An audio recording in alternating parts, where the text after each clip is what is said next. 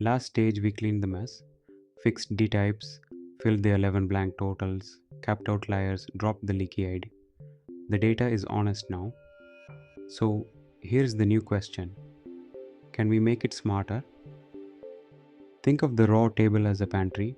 The model is a cook who only tastes the finished dish.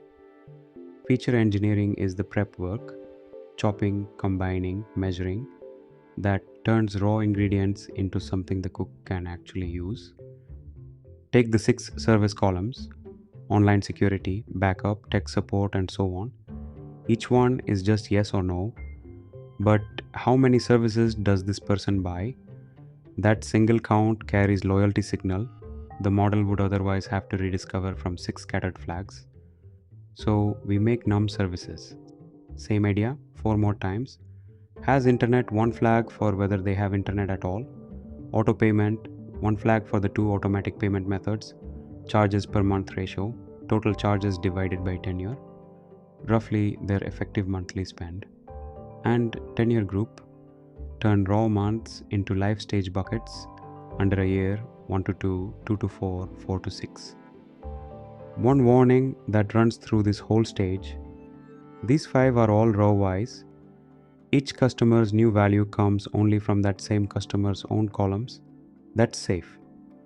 The moment a feature uses a statistic across customers, a group average, a target mean, you have to compute it on train and reuse it on test, or you leak. We'll meet that trap head on later. Here's the whole thing in one file.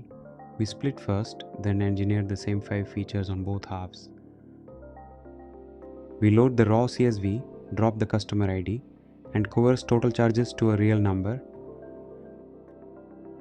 We split into train and test, stratified on churn, with random state 42. Before we touch a single feature, inside one engineer function, count the yes services, flag internet, flag autopay, build the spend ratio and cut tenure into 4 groups, all row wise. We call that same function on train and on test. Identical logic, no shared statistics, so nothing crosses the wall. Then we look at churn rate by tenure group on the training set, and the new feature earns its keep. The youngest bucket churns about 47%, the oldest about 10. These were combine and count features.